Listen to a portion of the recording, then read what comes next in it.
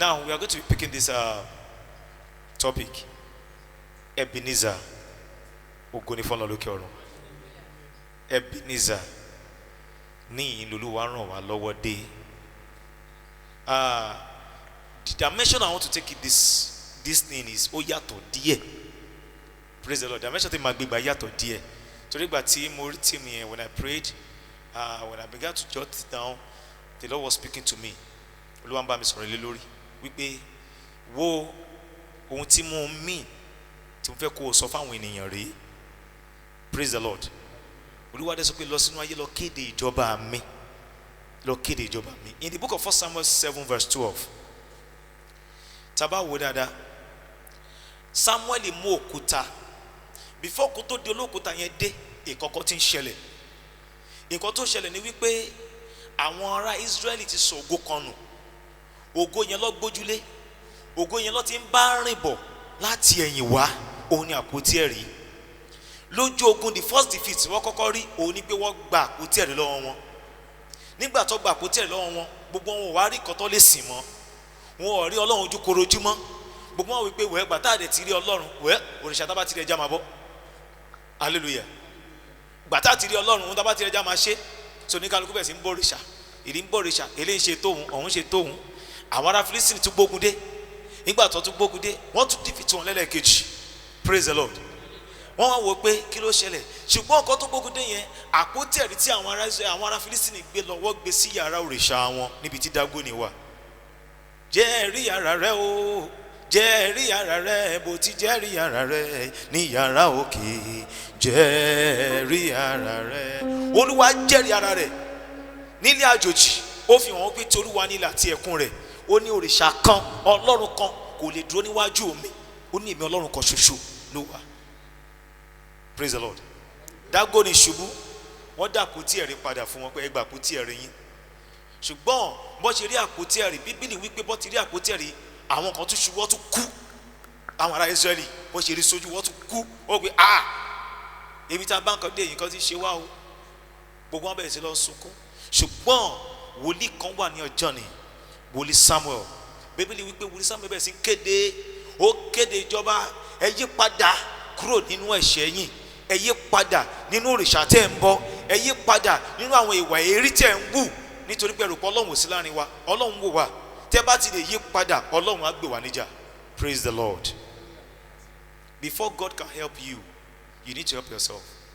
And the only way you can help yourself is to realize that God is the only person that can help you. Hello?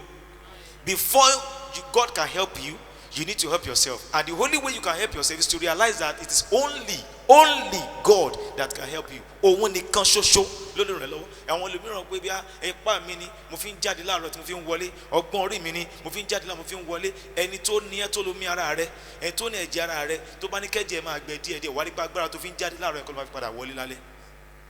Praise the Lord. Ṣùgbọ́n ẹ wá ó kíyèsí o, ibi tí mo ń lọ rèé, we want to kind of a fẹ́ lo ìrìn àjò ìkóríta ibi tí Ọlọ́run ti gbé wọn níjà, tí a fi gbé òkúta sílẹ̀. Nígbà tá a gbé òkúta sílẹ̀ tán, tí a pè bẹ̀ ní Ebenezer, ní pé ibi ni Olúwa ràn wá lọ́wọ́ dé, a fẹ́ lò fún kankan nípa ìrìn àjò tá à ń rìn gẹ́gẹ́ bí àwọn onígbàgbọ́ ayé ìsìn tá a wà yìí. Ṣùgbọ́n ẹ wá wo ẹ kíyèsí, nígbà tí àti àpótí ẹ̀rí padà tí wọ́n kú, ó wá ní ẹ lọ yí padà. Gbogbo ènìyàn wá bẹ̀rẹ̀ sí wọ́n lọ ju òrìṣà wọn nù, wọ́n ń ju òrìṣà nù. Oníkálukú wọn bá Samuel, èmi ti yí padà o, mo ti kúrò nínú ẹ̀ṣẹ̀ o. Praise the Lord. Now there are things that needs to happen before God can divinely help you. Praise the Lord. There are things. Number one, you need to repent, return back to God and repent. Ọ̀pọ̀lọpọ̀ ló ń gbìyànjú, wọ́n sagbọ́n orí wọn, ẹni tó jí lọ lówùúrọ̀ kùtù tó padà wọlé lọ́gànjọ́ òru, still náà tó bá bí láàrin ọdún kan pé kí ni Olúwa ṣe nú ayé rẹ̀, àtẹ̀wọ́ á ní mi ò mọ̀. Ó ní ègbé ní fún ọ tó jí láàárọ̀ kùtù tó lọ tó dé. Ẹ wá kíyèsí o, ìwọ tó jí, ẹ wá wo ẹni tó ní Ọlọ́run, ẹni tó fi ayé ẹ̀ fún Ọlọ́run, ẹni tó mọ̀ pé Ọlọ́run nìkan ṣoṣo ló ràn lọ́wọ́ òun. Ẹ wá kíyèsí, ẹni yẹn lè lọ bí iṣẹ́ ní aago 9, á dẹ̀ máa close ní aago 5, á dẹ̀ máa sọ pé ó fẹ́ tètè délé, ẹni yẹn á dẹ̀ máa gbé nǹkan rẹ̀ ṣe torí pé ìrànlọ́wọ́ wà fún, àánú sì wà fún. It is not by our strength, not by our might. Hallelujah. It is not bad until we realize that God is the only person that can divinely help us. When I mean divinely, ìyẹn ni pé ọwọ́ rẹ̀ nígbà tó wọ̀rọ̀ lọ́wọ́ tó bá nawọ́ ọ̀rọ̀ rẹ̀ sí ayé wa kí á wá dàbí pé àwa gọ́gọ́ kọ́ la ṣe nǹkan yìí tó bá bí ẹ pé báwo ló ṣe ṣe o ò ní lè ṣàlàyé. Now I want to tell you this, ìgbàkúgbà tó bá ti mọ̀ pé ó jókòó gbogbo iṣẹ́ ayé ẹ tó bá calculate ayé ẹ tó bá get calculation ẹ á jẹ́ pé Ọlọ́run ti dá sọ̀rọ̀ ayé ẹ. Hello, it is just like okay, mo rìn báyìí nígbà tí mo had 2 + 2 máa jẹ́ is equal to 4. Oh, my 4 is still accurate. It means that it is still your own mentality, it is still your mind. Yes, but when God is involved, your 2 + 2 be 16. Then one máa kí báwo ló ṣe di 16, 2 + 2 báwo mo ṣe ṣe ọ̀nà mo gbé gbà tó máa kọjá òye tiẹ̀ á dẹ̀ kọjá òye àwọn tó máa bèèrè lọ́wọ́ onílé ṣàlàyé fún wa ká ní Ọlọ́run ni orí ọ̀fẹ́ ni. Hallelujah. When God is involved to help man, it will be beyond the knowledge of man. Ó máa kọjá òye àti ìmọ̀ ẹ̀dá. Ṣùgbọ́n báwo ni lè ṣe fẹ́ wáyé? Ó dìgbà tá bá fi ayé wa fún. Ó dìgbà tá bá fi gbogbo tá ní fún ká padà sọ́dọ̀ ẹ̀ ká wá kọ ohun tá ń pè ní ẹ̀ṣẹ̀ sílẹ̀. Ká wá kọ ohun tá ń pè ní ẹ̀ṣẹ̀. Number 2, òun ni wípé kí ìrànlọ́wọ́ tó dìde fún wa, we must always confess every sin that we commit. Let me tell you this, you cannot be in sin and be telling God to help you. It is not possible. Bí lè sọ pé àlè wà nínú àìṣẹ̀ ká máa tọ́ fórí ọ̀fẹ́ sí, ó ní ká máa rí. You cannot be in sin and tell God, I want you to help me. But gbogbo ayé of you commit sin, I want you to help me. No. Ọlọ́run fẹ́ kó realize wípé òun ni Ọlọ́run rẹ. Ọlọ́run tá dé ń sọ̀rọ̀ pé tá bá ní ká máa describe Ọlọ́run fún ara rẹ̀. Ọlọ́run jẹ́ ẹni tó ń rìn ní mímọ́, ẹni tó jẹ́ mímọ́, tó ń jẹ mímọ́, tó fi mímọ́ bora. So if he's going to help you, kò ní help ẹni tó mọ̀, á help ẹni tó ti fa ayé rẹ̀ fún mímọ́, táwọn náà ń gbé ní ayé mímọ́. Allah ti ṣe kíni jẹ́wọ́ ẹ̀ṣẹ̀ wa níwájú rẹ̀. Ẹ wá kíyèsí nígbà tí gbogbo wọn lọ bá tí wọ́n kóra wọn jọ síbẹ̀ tọ́ni àti ìfòrìṣálẹ̀ o àṣìlẹ̀ mọ́ o wọ́n wá ní òkè ẹ máa bọ̀ ẹ jẹ́ ká lọ. Ó wá lọ láàrin ìlú méjì Mispa àti ìlú kejì. Bíbélì sọ pé ó wà ní ibẹ̀. Wọ́n wá ń gbàdúrà. Samuel bá wọn bí Ọlọ́run pé Olúwa dáríjì wá dáríjì àwọn ènìyàn yìí. Ní koríta yẹn ni àwọn ará Fílísítì ti gbọ́ pé àárín yẹn ni wọ́n wà. Wọ́n dẹ̀ gbé ogun, wọ́n ti gbé ogun lọ bá wọn bẹ̀. I don't want to waste much of my time. Martin ká lọ Bíbélì much ká Bíbélì, but I don't want to waste much of my time. Ẹ kíyèsí o, ó ní ẹ jẹ́ ká lọ bá wọn níbẹ̀. Wọ́n wá ń gbógun yẹn bọ̀. Àwọn tó fẹ́ lọ gbógun bá, they were on their knees. Listen attentively. Those were coming with sword. They were coming with guns. They were coming with a lot of weapons. Láti wá gbógun tàwọn Israeli. Ṣùgbọ́n àwọn Israeli ò ní weapon kankan. Ohun tí wọ́n ní moment ẹni pé ó wà ní ìròbìnú jẹ́ ọkàn lọ́wọ́. Hello? I'm not talking here now. They are at the moment of contrite heart. Wọ́n wólẹ̀, wọ́n bẹ Ọlọ́run lọ́wọ́ nígbà táwọn ọ̀tá wọn gbógun bọ̀. Ó nígbà àwọn kan gbẹ́kẹ̀lé kẹ̀kẹ́, ó ní asán. Àwọn kan gbẹ́kẹ̀lé ẹṣin, ó ní asán ni. Ó ní ṣùgbọ́n àwa wólẹ̀. Those that knows how to bow before his feet will win. Those that know how to bow before God's feet, before Jesus' feet, will always win their battle. Hallelujah. It is not about you coming to challenge your battle as if you are the one that has that strength. Ẹ kíyèsí ni Sọ́ọ̀lù dúró níwájú Gòláyátì. Bó ṣe dúró níwájú Gòláyátì, ó ń wò for good 40 days and 40 nights. Gòláyátì dẹ̀ ń torment wọn, ó ń torment ayé wọn. Kí ló fà ní pé Sọ́ọ̀lù gbójúlé agbára Sọ́ọ̀lù yẹn. Ṣùgbọ́n ìkọ́kọ́ ti sọnù ayé Sọ́ọ̀lù. Ìrànlọ́wọ́ Ọlọ́run ti kó ònú ayé rẹ̀ ní moment yẹn. So he could not challenge Goliath. But tó bá ń pe Sọ́ọ̀lù nígbà ayé Sọ́ọ̀lù tí Sọ́ọ̀lù sì ń jẹ́ Sọ́ọ̀lù, Gòláyátì lè dúró níwájú Sọ́ọ̀lù. Tabaka Sọ́ọ̀lù tí Sọ́ọ̀lù lò fún ara ẹ̀ tó bá fi Sọ́ọ̀lù yẹn ó ń pa thousands of people. Tó bá wave ẹ̀ lẹ́ẹ̀kan. But ó wá kọjú Goliath, he could not just hold the sword to confront Goliath because ó ti mọ̀ pé ìrànlọ́wọ́ kan ò sí fún òun mọ́. There is no divine help nítòsí òun. Ìwọ kan máa ṣàmì, ìrànlọ́wọ́ máa dìde fún ẹ lónìí. Bíbélì sọ ó ní ó kọ́ ọwọ́ mi ní ogun, ó sì kọ́ ìka mi ní ìjà. Hallelujah. So without that, you cannot confront your battles. Without that, you cannot do it. Kò sí ni. Nígbà tí David déwájú rẹ̀, ìyẹn ní ìrànlọ́wọ́ Ọlọ́run ní ọwọ́, ó gbé idà fún. David ò lè gba idà, ó ní idà ìwúwo mi lè gbé. Ẹ ṣáà jẹ́ ń lọ pẹ̀lú nǹkan tí mo mọ̀ lóyìí. I can go with this. Ó dẹ̀ lọ ní pọ̀rí ọ̀fẹ́. Arákùnrin yẹn wo David ní wọ́n wo, ó pe ìwọ ọmọ kékeré wọn kan tó tún wá. Bí Gòláyátì ṣe tóbi tó, he was seeing David as a fool. Hello? Now listen, when the help of God is coming to you, people will look at you as a fool. Even they will see you as weak. Wọ́n máa rí ẹbẹ́ ni pé eléyìí wíìkì jàre a máa mú ilé ìbalẹ̀ ẹ̀kọ́ kékeré lélẹ̀ ó kéré gan. Wọn ò ní mọ̀ pé ajúnilọ tó lè juninu wà lẹ́yìn rẹ̀ tó dó tiẹ̀. Àtinilẹ́yìn tí tinilẹ́yìn wà lẹ́yìn rẹ̀ tó dó tiẹ̀ nígbàkigbà tó bá ń kọjú ìjà. Ìwọ ni kó má bẹ̀rù. Praise the Lord. Ìwọ ni kó má ṣe kíni, kó má bẹ̀rù. Má fi ìbẹ̀rù sí ìrìn àjò tó bá ń rìn nígbà tó bá ti ní Ọlọ́run. Mo ní Jésù láyé mi, mo ní Jésù nílé mi, mo ní Jésù láyìíká mi, mo ní Jésù níbi gbogbo. Ṣùgbọ́n kíyèsí o, nígbà tí àwọn ará tí wọ́n ń gbógun yẹn bọ̀, bíbélì wípé àwọn Israẹli kò níbi tó wà wàyà wọn wá ń já wípé kí ló ṣẹlẹ̀ yìí àwọn bíbí máa ti ń pọ̀ wọ́n ti ń gbógun bọ̀ máa múra ogun máa ṣe kankan àwọn tá a ṣe ń bí Ọlọ́run lọ́wọ́ Samuel jọ̀ọ́ bá wa bí Ọlọ́run. They were still begging Samuel, bá wa bí Ọlọ́run, ogun tí ń bọ̀ wọ́n ti súnmọ́ wa tán. Lẹ́sẹ̀kẹsẹ̀ bíbélì sọ pé àrá sì sán láti ọ̀run wá, jìnnìjìnnì rẹ̀ sì mú ilẹ̀, àwọn ará Filistini sì ṣubú lójú ogun. Hallelujah. But listen, upon that, but ìṣubú lójú ogun tó àwọn Israeli, they still had to rise up and go and fight the battle, and they won. Hallelujah. But without the help of God, they could not win that battle. Now ibi tí mo lọ rèé, nígbà tó wá tó àkókò yẹn tí wọ́n ṣẹ́gun tán, tí wọ́n dé tó ti kógun tó ti wẹ̀, Samuel wá gbé òkúta. Why did he use stone? Why stone? Why rock? Ibi tí mo lọ gan nìyẹn o. Why rock? Why stone? Ó wá mú òkúta, ó wá tò òkúta sí àárín ibi tó wà ní ọdẹ yẹn, ó wá tò òkúta síbẹ̀, ó wá pè bẹ́ẹ̀, that's like an altar. Ó fi ṣe bí pẹpẹ, ó wá pè bẹ́ẹ̀ ní Ebenezer, ní ìnú Olúwa lọ̀ wọ́n lọ́wọ́ dé. Now listen attentively. It means that God has been helping them right from their forefathers.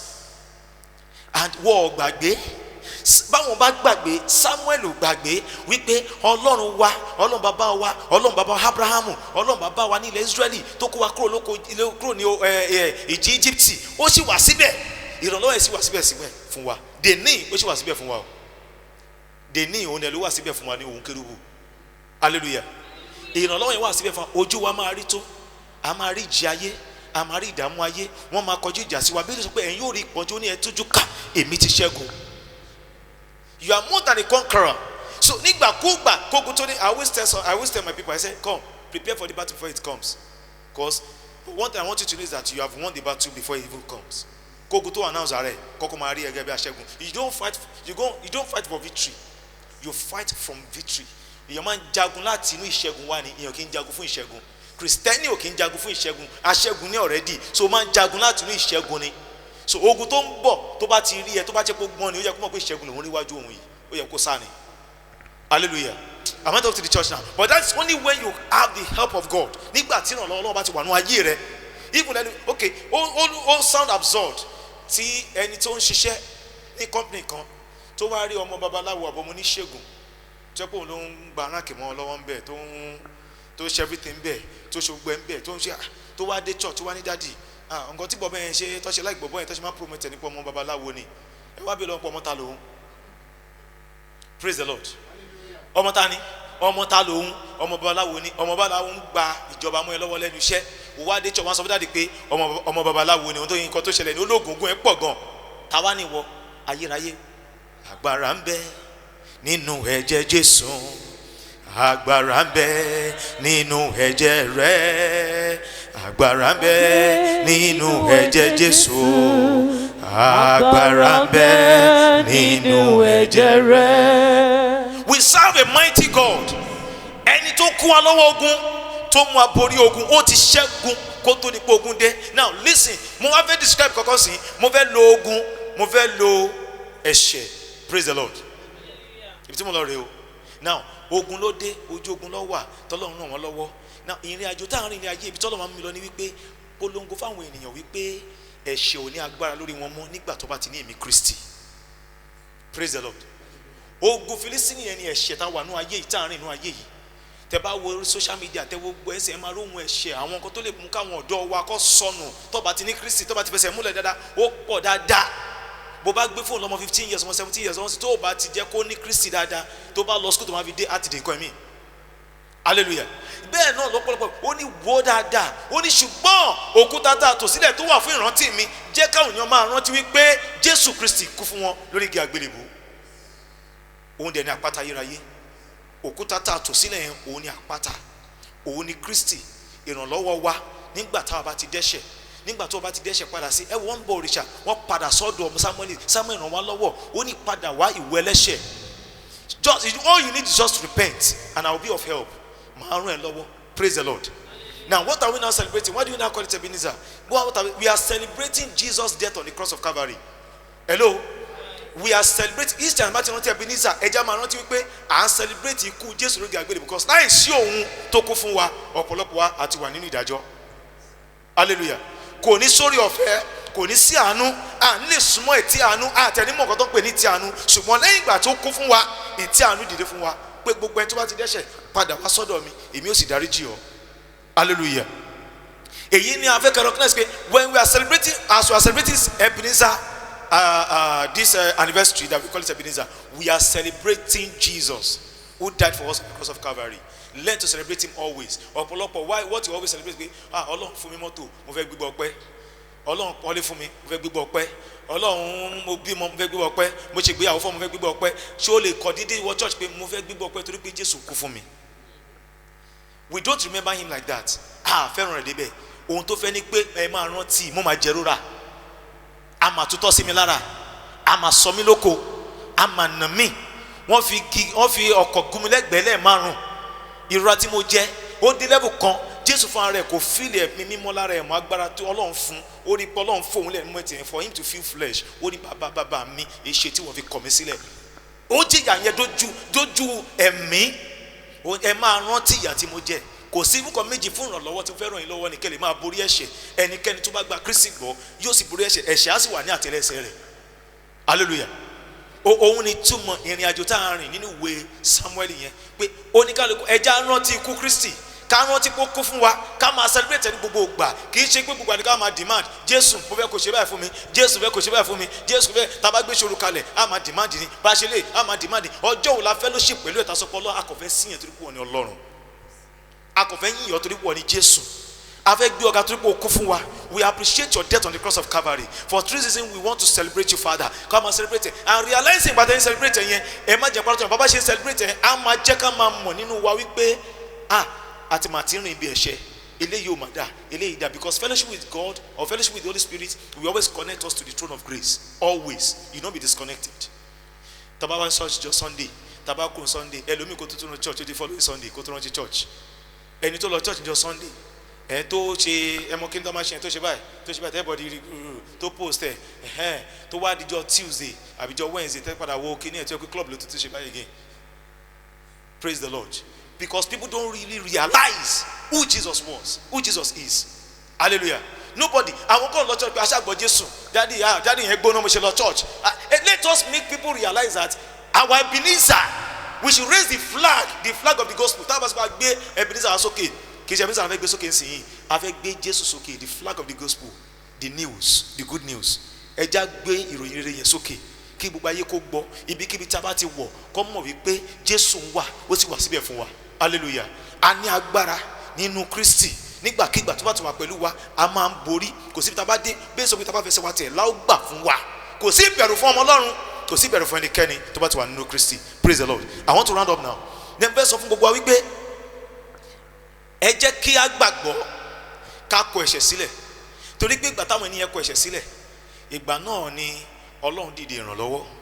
Ọjọ́ kíjọ́ tó bá ti sọ pé mo fayé mo fún Jésù, ó lè ti máa lọ church lọ́dún tó ti pẹ́, ó lè ti máa lọ church dára kó máa jó, ó lè good nínú orin kíkọ, ó lè good nínú instrument. In fact wọ́n lè ní kó ka Bible kó ka lórí, wọ́n lè ní kó lead lórí, wọ́n lè kó ṣe ó lè ti máa ṣe gbogbo ẹ̀ ti pẹ́, ó lè ní ẹ̀bùn ẹ̀mí mímọ́ kó máa fèdè fọ̀ lójú méjèèjì. Ṣùgbọ́n gbọ́ mi dáadáa, bí ò bá ti recognize wípé èèyàn kan wà tó kú fún ẹ, kò ní personal encounter pẹ̀lú ẹ, o ò tí bá Kristi rìn débi tẹ́ kó bá rìn dé.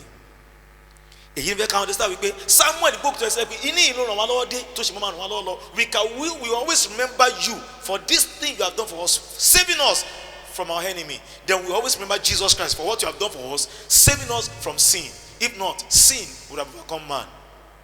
Hallelujah. Àbámá lórí jẹ́rẹ̀ ìjọba ọ̀run. Kí ló ń pè ní ìjọba ọ̀run? Ká ní Jésù kọ́kọ́ fún wa. Àti sọ́nù already, àti kùnà rẹ̀. Ṣùgbọ́n nígbà tó dé Bíbélì sọ pé àwọn òkú jí dìde. Then a way has been opened. Orí ọ̀fẹ́ ti wà fún wa láti wọ ìjọba ọ̀run. Lórúkọ Jésù a ó rí àánú gbà. Lórúkọ Jésù a ó rí àánú gbà.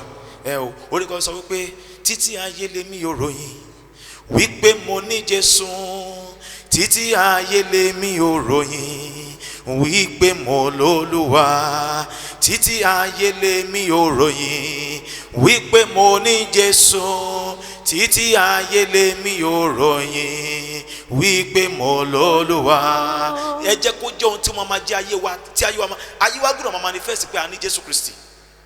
And that was exactly what Samuel did. That Jesus is our rock of ages. Àpáta tí ó ṣe ṣí nídìí, òun ni Kristi tó kú fún wa. Àpáta tí kò yípo padà, ó lè change mind ẹ̀ bọ̀ kò ní change character ẹ̀.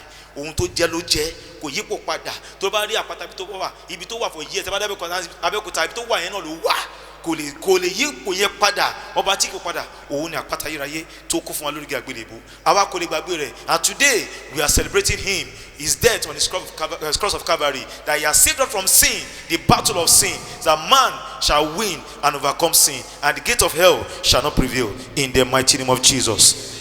Ẹja dèlò rẹ̀ sẹ́wà. Agbẹ́yìnga afọpẹ́ fún yín Ọlọ́run fórí ọ̀fẹ́ ọjọ́ tòní. Adúpẹ́ fún ikú yín lórí igi àgbélébùú. Adúpẹ́ tẹ́ rà wá padà. Adúpẹ́ tẹ́ mú wa borí. Àwa gbé Ebenezer wá sókè. Àwa gbé ìròyìn rẹ̀ sókè sí ayé lọ́jọ́ tòní. Àwa celebrate yín torí pé ẹ kú fún wa. Olúwa gbọ́ ọpẹ́ wa o. Olúwa gbà yín wa. Ọ̀rọ̀ ẹni tá a gbọ́, Olúwa Ọlọ́run jẹ́ èso ìyè sínú ayé wa o. Olúwa ọ̀rọ̀ ẹni tá a gbọ́ kó fún wa ní kọ́kọ́rọ́ ìjọba rẹ̀. Ká jẹ́rìí sí agbára yín. Orí bẹ́ẹ̀ kò yí padà. Jésù Olúwa wa.